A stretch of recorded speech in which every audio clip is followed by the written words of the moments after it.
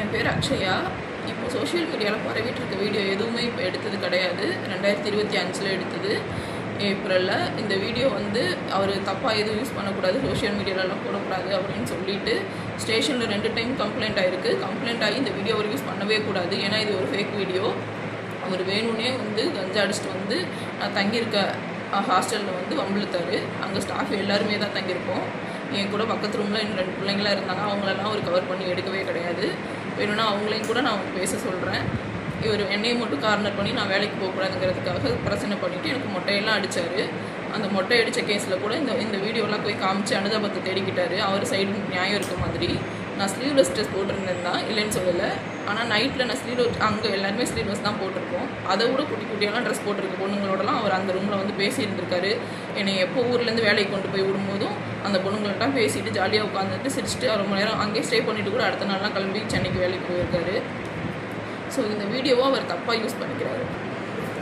அவர் வந்து ரொம்ப ஒரு மாதிரி இந்த திருட்டு விஷயத்துலலாம் இன்வால்வ் ஆகி கஞ்சா அடிக்கிறது அந்த மாதிரிலாம் பழக்கம் வச்சுட்டு ரொம்ப மனநல பாதிப்பு சைக்கோ மாதிரி பண்ணுவார் அடிக்கடி.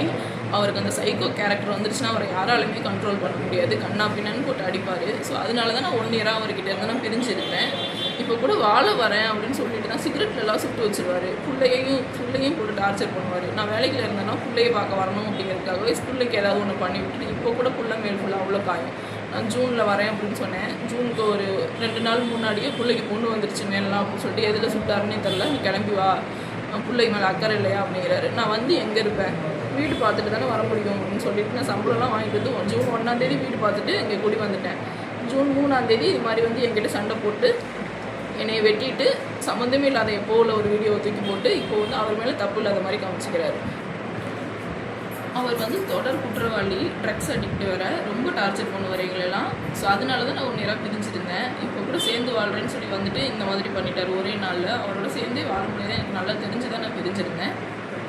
ஸோ இந்த தப்பாக வீடியோ ஷேர் பண்ணுறது எதாக இருந்தாலும் உண்மையை தெரிஞ்சுட்டு அதுக்கப்புறம் ஷேர் பண்ணுங்கள். இல்லை வந்து உங்களுக்கு அவர் மேலே அவ்வளோ அனுதாபம் இருந்தால் என் சைடும் என்ன நடந்திருக்கு எல்லாமே கேளுங்க. ஒரு நல்ல பையன்லாம் கிடையாது. நீங்கள் வந்து அவருக்கு வந்து அனுதாபப்படுற அளவுக்கு இவ்வளவும் பண்ணிவிட்டு நம்ம மாட்டிக்கக்கூடாது அப்படிங்கிறதுக்காக எப்போவோ 2 வருஷத்துக்கு முன்னாடி உள்ள வீடியோ தூக்கி இதோட மேட்ச் பண்ணி அவர் இந்த மாதிரி பண்ணிட்டு போயிட்டார். இந்த விஷயம் ரிலேட்டடாக நான் லாஸ்ட் இயரே கம்ப்ளைண்ட் கொடுத்துருந்தேன். போன ஆட்சியில் அவர் வந்து ஆட்சியோட அதிகாரத்தில் அவங்க ஃப்ரெண்ட் சர்க்கிளை வச்சுட்டு இதுலேருந்து எந்த ஒரு நடவடிக்கையுமே அவருக்காக என் கணவர் பக்கம் எடுக்கவே இல்லை. எந்த ஒரு நடவடிக்கையுமே எடுக்காததுனால என்னை ரொம்ப அலைய விட்டாங்க. எனக்கு கடைசியில் எனக்கு சரியாயிரும், தெரியாமல் பண்ணிட்டா போய் சேர்ந்து வாழு அப்படின்னு சொல்லிட்டு அனுப்பி விட்டுட்டாங்க. இந்த ஆட்சியிலையாவது எனக்கு இதுக்கு ஒரு நல்ல முடிவு